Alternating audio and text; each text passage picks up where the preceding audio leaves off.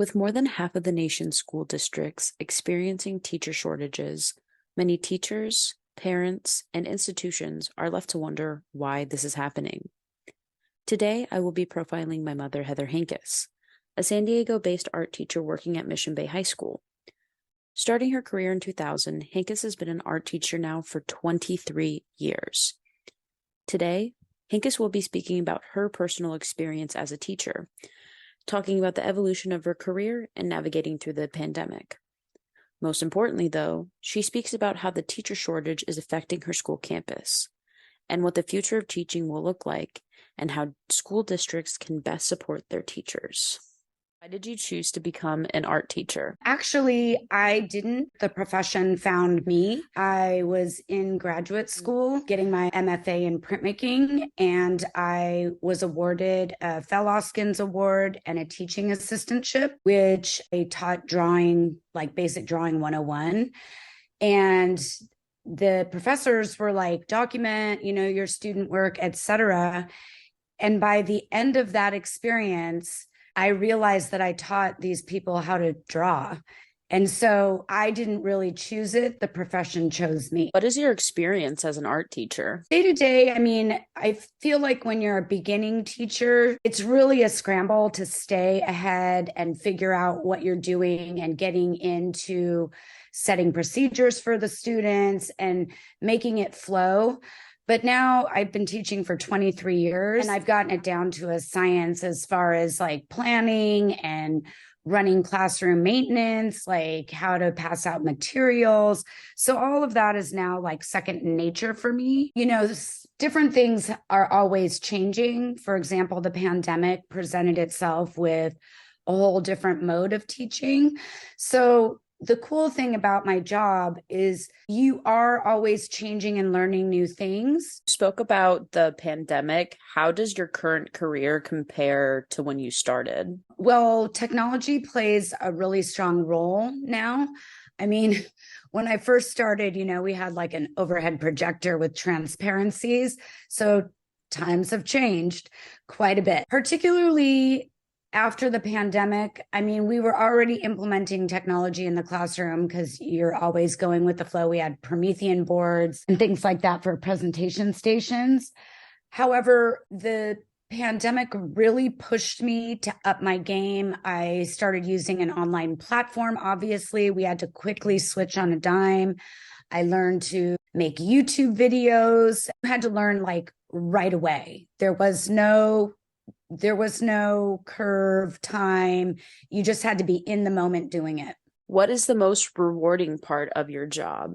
Actually, it's the enduring relationships that I form over time with students and then beyond, actually, their experience. That is the most rewarding part of being a teacher, is watching kids grow and then seeing how their life takes shape beyond high school. What would you say is your struggle as a teacher? Education has become very politicized. I just feel that the district and the school system could be run a little bit more efficiently, and that it gets so bogged down in the bureaucracy of everything. It takes away from the classroom experience, because that's really the most important part, is what I do every day, not the meetings, not the IEP meetings, although those are important and we must all participate. I think that there's a way to kind of streamline it and make it more efficient. Well, why do you think that there is a teacher shortage? There's a variety of things that are contributing to that. I think, one, the value that is education. Like if you're a school teacher, I don't think society values it. For one, it's not financially, you're not going to make a bunch of money. It's not rewarded in that way. And in fact, that some teachers can't even reside in their local areas where they teach. They commute, they live further out, etc.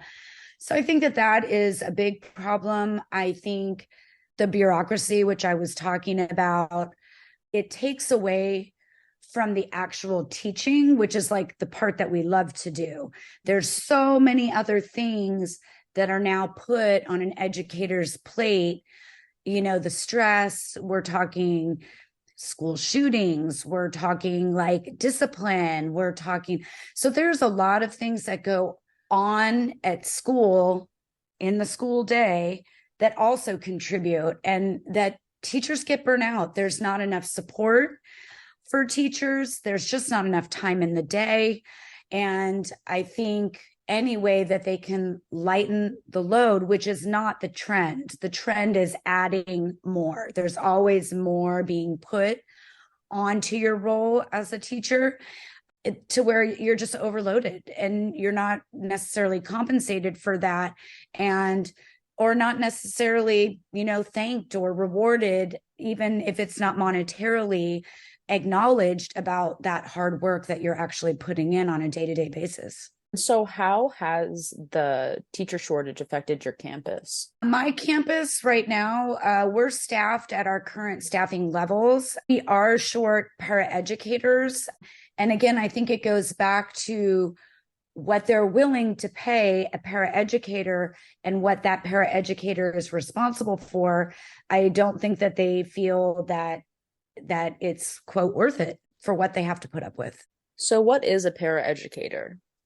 Paraeducators are hired to assist in classrooms with special education students that have IEPs or 504 plans, and in classes where there's a co-teacher, it gives another body.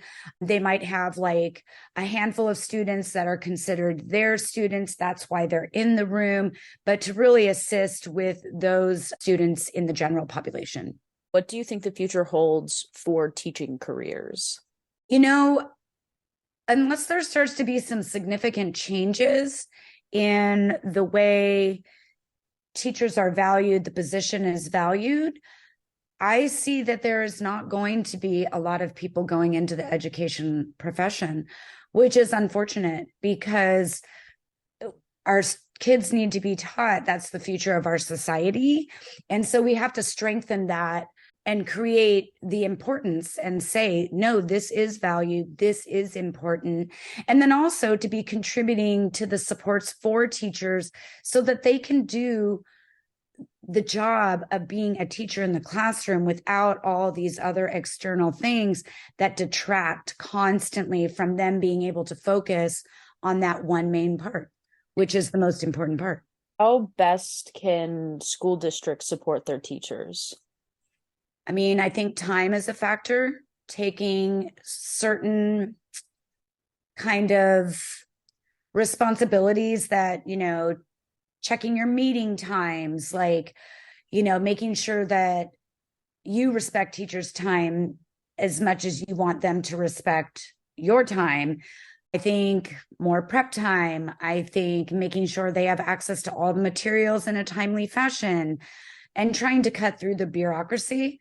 But we're talking about a huge system that really needs to take a good look at itself. It has a lot of top-down kind of management, as opposed to asking the people who are on the floor, doing the work, kind of having us as contributors.